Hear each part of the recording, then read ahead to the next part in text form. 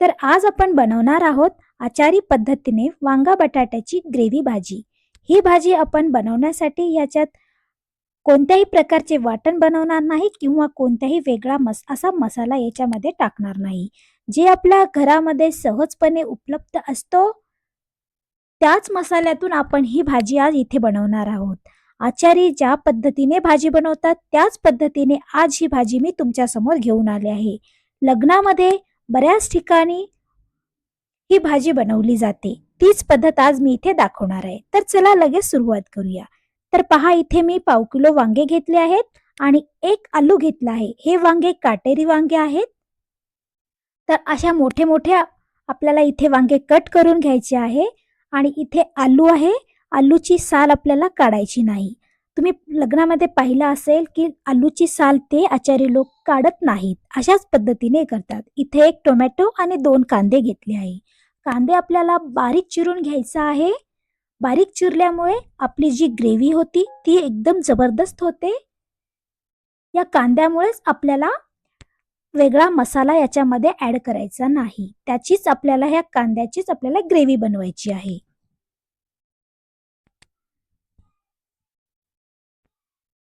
अशा प्रकारे आपण हा कांदा बारीक करून घ्यायचा आहे.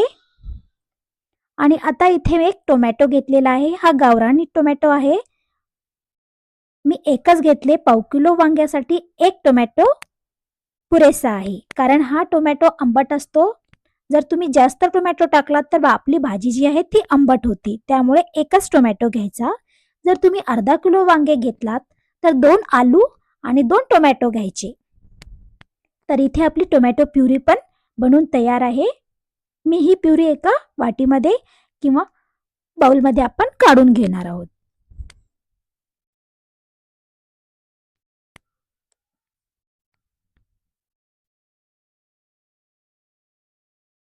आता इथे कुकर ठेवले आहे मी गॅसवर. त्यानंतर त्याच्यामध्ये आपण एक मोठा चमचा ऑइल टाकायचा आहे.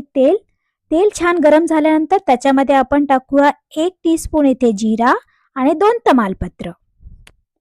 त्यानंतर आपण याच्यामध्ये बारीक चिरलेला कांदा टाकायचा आहे आणि कांदा आपल्याला गोल्डन ब्राऊन होईपर्यंत आणि सॉफ्ट होईपर्यंत फ्राय करायचा, परतून घ्यायचा आहे. इथे मी काही मसाले घेतलेले आहेत.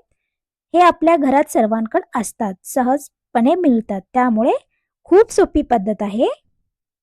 त्यानंतर आपण याच्यामध्ये अद्रक, लसूण आणि कोथिंबीरची पेस्ट टाकायची आहे आणि हे आपल्याला छान परतून घ्यायचं आहे.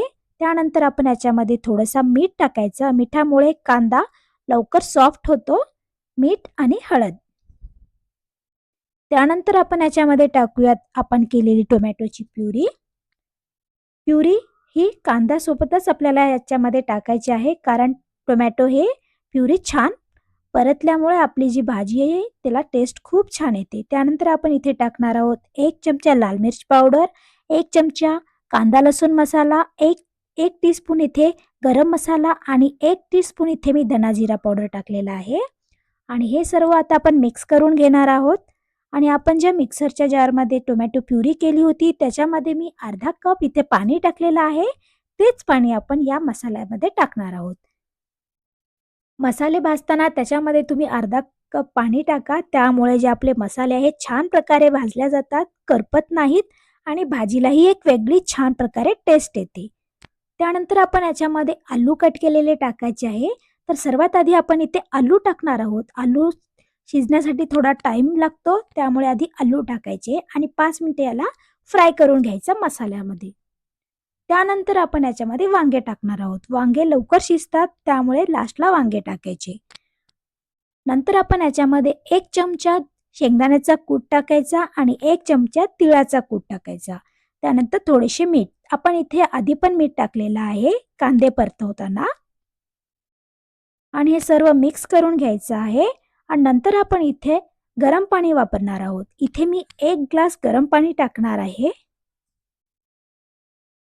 जर ही तुम्हाला भाजी थोडी रस्सावाली पाहिजे असेल तर तुम्ही इथे जास्त पण रस्सा भाजी करू शकता. पण पाण्याचे प्रमाण इथे तुम्ही वाढवू शकता आणि तिळाचे व शेंगदाण्याच्या कूटचे प्रमाण पण वाढवू शकता, जर तुम्हाला थोडी रस्सा भाजी पाहिजे असेल तर. तर आता वरून आपण बारीक चिरलेली कोथिंबीर टाकायची आणि झाकण लावून हिची फक्त एकच शिट्टी करायची. एक शिट्टीच्या वरी आपण इथे जास्त शिट्टी करायची नाही, कारण वांगा आणि बटाटा एका शिट्टीमध्ये खूप जबरदस्त खूप छान शिजतो. तर तुम्ही इथे पाहू शकता आपला कुकर इथे थंड झालेला आहे आणि एकच शिट्टी मी इथे केलेली आहे. तर आता आपण इथे आपला वांगा आणि बटाटा चेक करूयात शिजला का नाही ते.